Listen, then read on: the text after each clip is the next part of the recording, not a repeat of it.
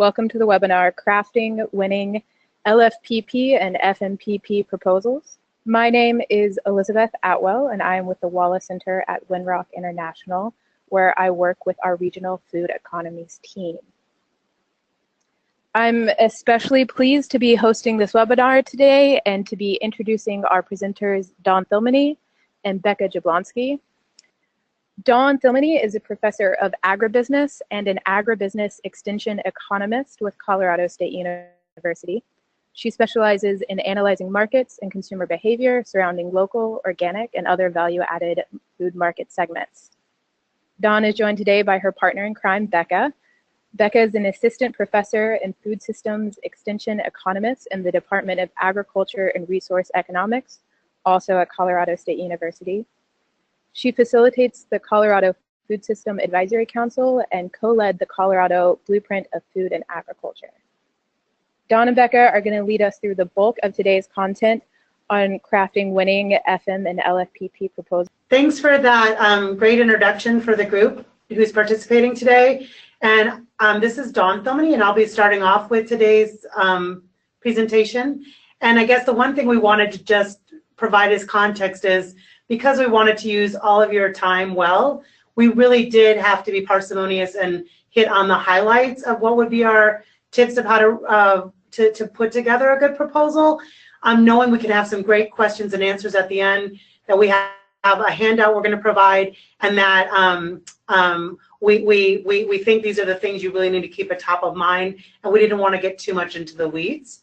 So that's part of why we asked the center to actually collect some information about you. And I guess the thing, obviously, from the slide that was most striking is that although we're talking to a few of our peers from the academic and extension community, there's a lot of you from nonprofits and from some more local government agencies that are joining us today. So we're going to try to provide some context for some of you, because the grants you might write in those walks of life are quite different than the ones that Ag Marketing Service provides.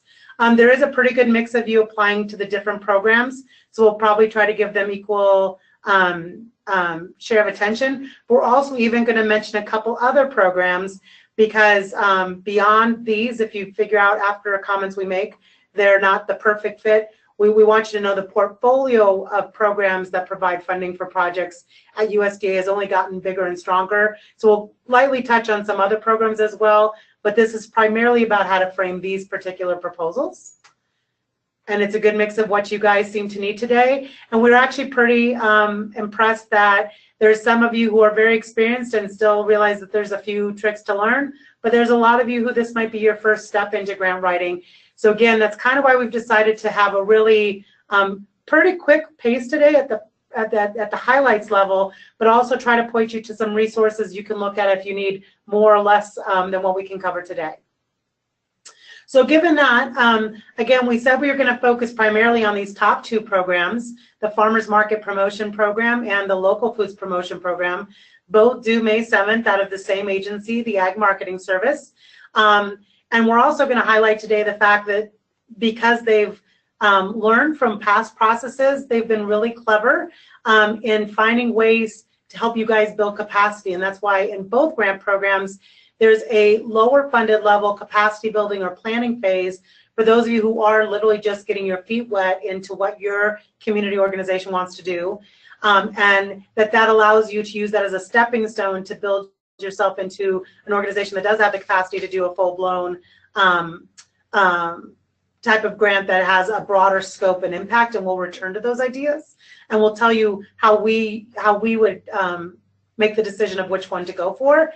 But because it's complementary, we also decided to hit a little bit on the Federal State Marketing Improvement Program grants, also due May 7th, and those are grants that are out there that allow you to also look at the way you would develop your food system with maybe a little bit more of an economic or marketing lens, but it has very complementary mission to it as well. And then finally, the specialty crop block grants are also running currently in most states.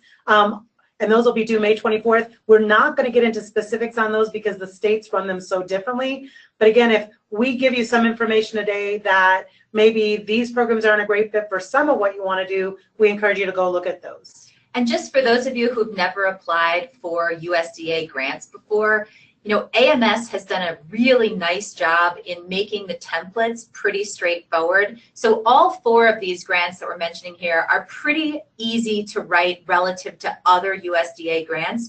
It's just important to note that we see many of you on this call today have never written a USDA grant before. This is a great place to start, and it helps to prepare you then to go after some of the even more complicated to write USDA grants. Good point. So given that context, what we would actually tell you, because there is such a history of all of these programs at USDA, we think one of the best things to do before you approach a funder, and in this case the funder is AMS, go look at what they funded before. Look at both the types of topics they funded before in all of these programs, but also if they're posting some reports from those are things they're proud. Those show the impacts, the outcomes, the resonance that they want to have with where they invest their portfolio of money. So when your first question is, do I have a fundable project? Go and look at what they have funded in the past. And even though they're looking for innovation and new ideas, it at least tells you if you're in the right neighborhood, if the idea you're bringing forth is of similar importance and impact to other things that they have funded. And you actually really can call it background information. You might want to put in your grant, we noticed this happened in the Southeast. We're in the Northwest and nothing like that is happening here. This is a place where it's okay to actually cherry pick other people's good ideas, because part of what USDA wants is for best practices to move across the country. Also, while you're looking at those past reports, think about the outcomes they're measuring. How many people did they influence in how many ways? How many businesses? How many producers? And start resonating in your head beyond the great kernel of an idea you have in your head. How will you actually measure the outcome that you plan to have happen with that grant? That's important not only to set the stage for a successful proposal, but it also might tell you who the partners at the table might need to be, or if you're not exactly clear what you're trying to measure, makes you have a more detailed conversation with your partners about what to do. This is the first place we'll bring this up, but in the case of some of these projects, deciding whether you're going to do a phase 1 or a phase 2 grant is whether you have a business plan or a feasibility plan already done. For others, it's whether you've already had a community engagement process. And not to toot our own horn, but we just helped the AMS develop their toolkit for measuring economic impacts. But just like that toolkit does, there are several toolkits out there that help you figure out how to lead a community process. So whether at the community level it's a community process or it's a business level, it's a feasibility process, the decision whether to be a phase 1 or a phase 2 is almost directly related to whether you've done that process or not. And we'll return to that concept here in a bit. And again, like I said, once you figure out what your outcomes are going to be and what you're trying to influence and change, that helps you figure out the right team to put together as well. So all of these things are things you should be doing in your first week or two, and since these grants are due in a month, it should be now, of putting the right project together.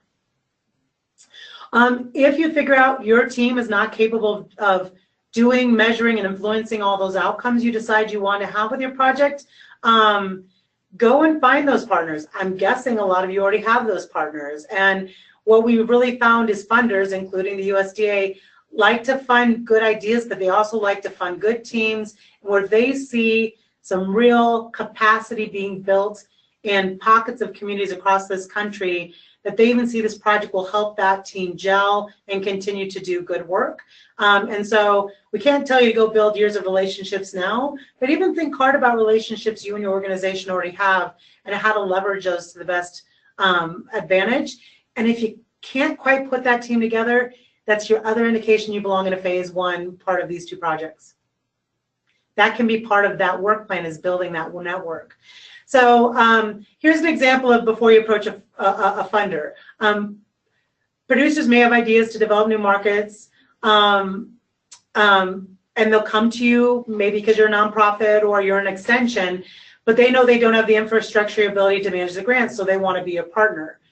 What we're telling you here is then you think about everybody who can help them, not just manage the grant, which might be you and your organization, but who's going to be a part of that infrastructure building, thinking about what markets are already there that you don't want to overcompete with. But you start, just because the producers have the idea and they come to you, don't stop there. Start thinking about everybody who really needs to be in that conversation. Well, and also just to say about that, so Go Farm is an organization that we work with in Colorado, and they received an LFPP grant. And this is a great opportunity for partnership, right? Go Farm had the capacity and the resources to manage the grant. And so they were actually looking for partners in the community who could help with some of the other components, right? And especially for those of you on the call who are producers or wear that with a different hat, right? It's hard if you're a new nonprofit, if you're a producer, managing these kinds of grants and programs is incredibly difficult. I remember when I worked in New York, there was a producer I worked with who went after a SARE farmer grant, and they did all of this work to write the application, and they ended up not actually getting the money for reimbursement, not because they actually didn't follow through with the project, but because the paperwork associated with going through the reimbursement process was just too cumbersome for them. So really think about who are the right partners to help with different phases of the project. So we also wanted to say that timing matters, and so we know now you're looking, at an early May deadline for some of these. If you don't make this deadline, it's not the end of the world. In fact, Jeff O'Hara was just saying he had heard great things about what the future of FMPP and LFPP look like. Timing is really important. And Dawn mentioned about that network. If you have not made those relationships right now and you're picking up the phone and saying, hey, I need a letter of support for this, that's a real challenge. Working on these grants with the wrong partners, with people you don't actually trust, or they don't trust you, right? You haven't built that relationship. It becomes very difficult, and I think it really hurts your potential success in these, and especially because you're working in a community. Part of the success of your project depends on building that capacity within the community. So you really need to spend some time upfront doing that, and there's really no shortcut to do it. We also want to say these narratives, people really focus on writing the narrative. The narrative is obviously important, although especially with the new templates that AMS provides, it's not like there's that much writing that is actually there.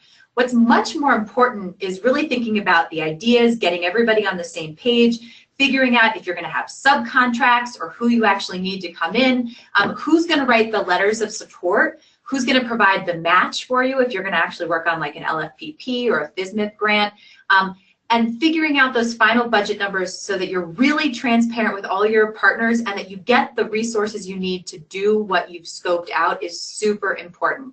And so a lot of times, Dawn and I were actually talking about this in preparation for the call. I would say one of the first things I do is actually budget development because I want to think about how to scope my project within realistically what I have the resources to do. I don't want to skimp on resources so that I can't actually be successful. Dawn was actually saying the first thing she does is put the objectives together, and then the second step is budget. And she's going to come back and talk about budget. I think she's super clever, especially in thinking about match and how to scope some of this. And the justification then for your budget, it's really extra space, right, that you don't necessarily have directly in the narrative where you can talk about your project. And she'll come back to that in a second here. So these AMS grants may be great for a lot of you. They may actually not be the right programs. We just wanted to highlight really quickly that USDA has put this really nice chart together talking about various programs along the local food supply chain. We also have a wonderful colleague, Martha Sullins, who put together a decision tree that's on our website, which is foodsystems.colorado.state.edu, and I think it's under professional development. But you can see there, depending on who you are within the supply chain or who you represent or the kinds of things you want funded, there's so many programs out there that we can take better advantage of. Not that we don't love the AMS programs, we just wanted to highlight that there are also some others out there. So in terms of writing your proposal, this is not about writing this beautiful story that's the most beautiful thing you've ever written that's going to get published in the New Yorker, right? This is about reading the directions and answering questions very concisely, specifically, and in such a way that there's not extraneous information. You are trying to make it very easy for your reviewers to understand what you're going to do and why you're going to do it. And that is what your job is. And so maybe before you start writing, you want to start basically giving that elevator pitch, including those objectives, to other people in your community who can help you sort of think through, is that actually right in the narrative? Does that make sense? Just don't include extraneous information. And I also just want to highlight here, because I think this may be the only place we have it, about these letters of support. These letters of support are really important. So when I'm a reviewer for a grant and I read through a narrative and I see that there's a couple key partners on there, The next thing I do is check to make sure that those key partners have written a letter of support, being very clear that they are actually going to do what this proposal says. And that takes a long time to get sometimes, right? So for example, in Colorado, we work with the Colorado Fruit and Vegetable Growers Association. Well, even though we've worked with them now for a number of years, in order to get that letter of support, because they want to make sure that they're transparent, the organization approves it, we need to go to their board meeting and present this idea. And you may find that you're in a similar kind of situation. Another just small point on letters. Some people think it's really important to have a politically powerful person like their congressman or something, right? Now, if that congressperson is on the Ag Committee and has really taken a part in your community discussions, yeah, they might be important. But we're really not looking for letters from people of particular importance or political importance. It is really people who would directly be who you'd expect you would need at the table to pull off that particular scope of work. So we're far more about that than some name with a large title to it. Yeah, I mean, like if you say that Whole Foods is going to start buying from your food hub, you know, we don't need to see a contract in place. I don't think most reviewers are looking for that, and Whole Foods is probably not going to give that to you. But we want to see that there's a letter from Whole Foods that you have actually, that's proving that you've actually been engaging in this conversation and that this project is something that's beneficial to the needs of what Whole Foods is looking for. So I usually write these executive summaries and the abstracts at the end after I've really finished everything. So I am very clear about what my elevator pitch is, right? Brief background, summary of goals. As Dawn said, for what she does is those objectives first. I do them maybe after my budget, but either way, those objectives are going to be carried out in every phase of what I'm writing so that it's very clear how everything I'm talking about, the background, the goals, everything relates to those objectives and my scope of work. Be specific and concise, right? You want to reread this as much as you can. Get somebody who's not involved in your project to actually read it for you to make sure that there's no jargon in there. You really don't know who the reviewers are. They could be from any walk of life. I remember one time I was on a review panel for USDA, and there was someone whose main focus was just on food safety. And if a program, if it was doing something like trying to get more producers involved in selling through intermediated markets, and you didn't talk about food safety at all, that person really just didn't like it. So thinking about kind of the broad spectrum of places that your reviewers could be coming from is, I think, really important. And don't include these grandiose statements. Your LFPP project is not going to save the world. You are not going to feed every single person in your community. You are not going to solve the issues of hunger. So don't start with scoping it like that, right? You want to think about specifically what is the small little niche of things that your project can take on and do well. In terms of the statement of need and justification, you really want to make the case about why you should be funded to do this. And it doesn't mean that you have the skills to do every part of what you're proposing. It means you are the right umbrella entity to go after this funding and can bring the right partners to the table. Right, so we have specific people in Colorado, for example, that run beginning farmer programs, right? We work closely with them, but I'm not running a beginning farmer program. So if I were going to submit a grant, I would partner with these people and say, we have this relationship, they trust us, we know what's going on, and so that's why we're the right people to bring the right people together. What's the current state of knowledge? As Dawn said, reviewing some of these other funded projects is a great idea. I believe that our friend Matt LaRue might be on the call right now, and I like to embarrass him. And so, Matt did this really awesome work with these market channel assessments out in New York. And so we wanted to replicate that great work that, that he had done there. And so when we wrote our FSMP, we wrote Matt in as a consultant to actually come out and train our students on how to do these market channel assessments. Right, so thinking about, we know this happens, we don't need to recreate the wheel, but we're actually going to take advantage of that expertise and show that with funding support in the grant. You always want to play the so what game. Why does this matter? And again, it's not these grandiose statements. It's because you have a very specific issue in your community. So thinking about this hook, I think, is really important. And this first part about this research need, this is for a larger USDA grant that we wrote here at Colorado State.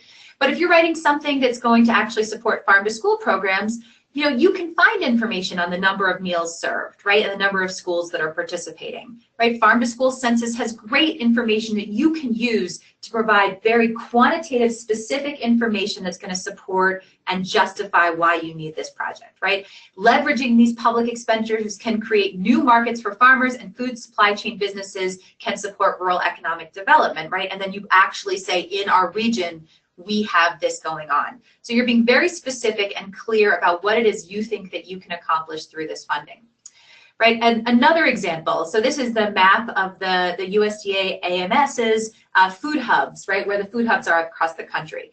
If you have found that you did this study and that your direct-to-consumer markets are saturated, and so you have small and mid-scale producers that are looking for opportunities to scale up, right, and so you're going to expand intermediated market sales. If you're going to propose to build a new food hub, for example, you need to provide very strong evidence about why the infrastructure in your region doesn't exist, right? And that you are not just kind of ignoring a food hub that's already there, or ignoring a distributor who already works with local food producers, that you really need to build new bricks and mortar, right? You want to make the case. So you just need to do your due diligence, be it through plans that your city, county, community have done, statewide plans, anything like that that can back it up, as Dawn was talking about. You can also then use this great USDA data that's available.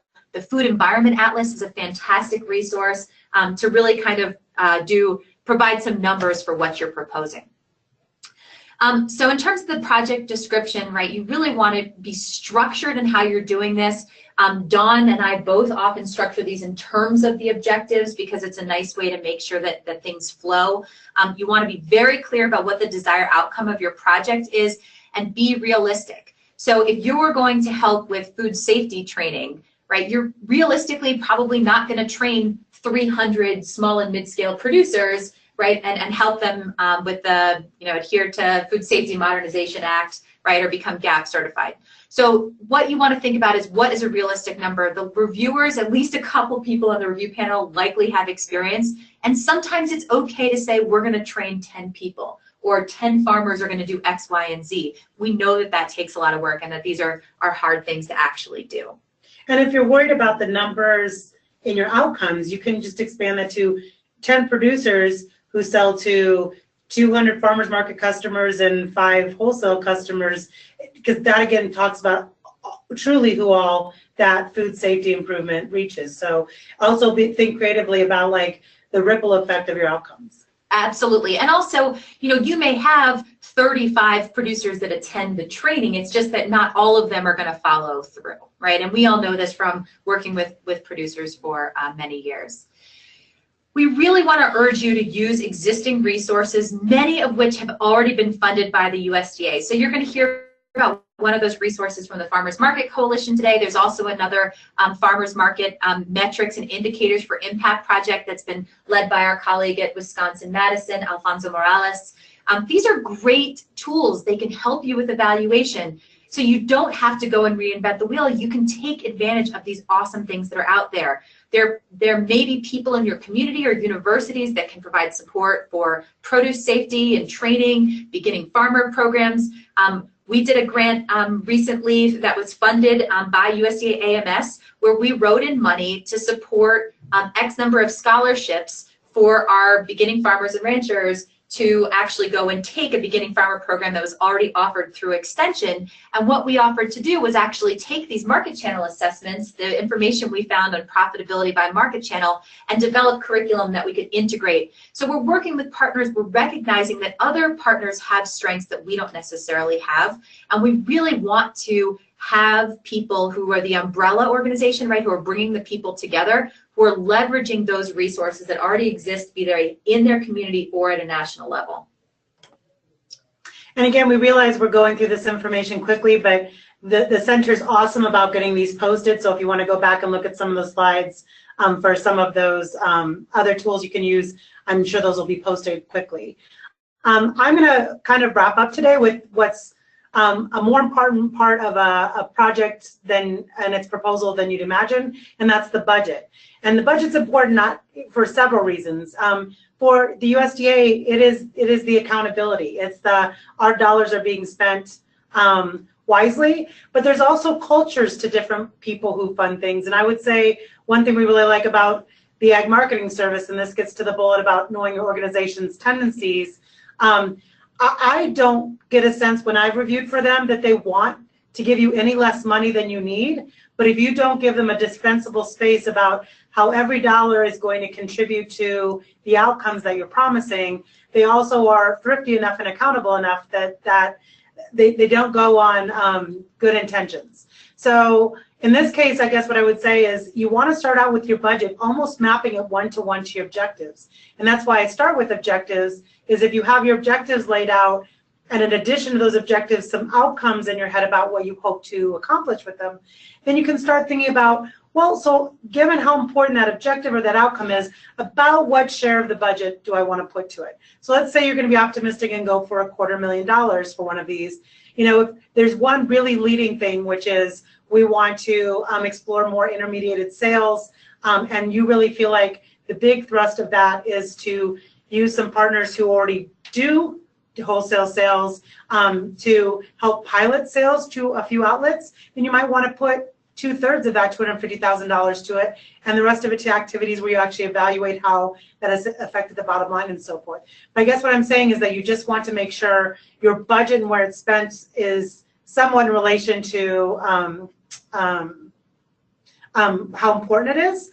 I guess the other thing I would also say is that as you develop your budgets, you want to make sure that any place that you're promising someone other than your organization is providing particularly in-kind support or salaried staffing to what you're doing, you need a letter of support clearly stating.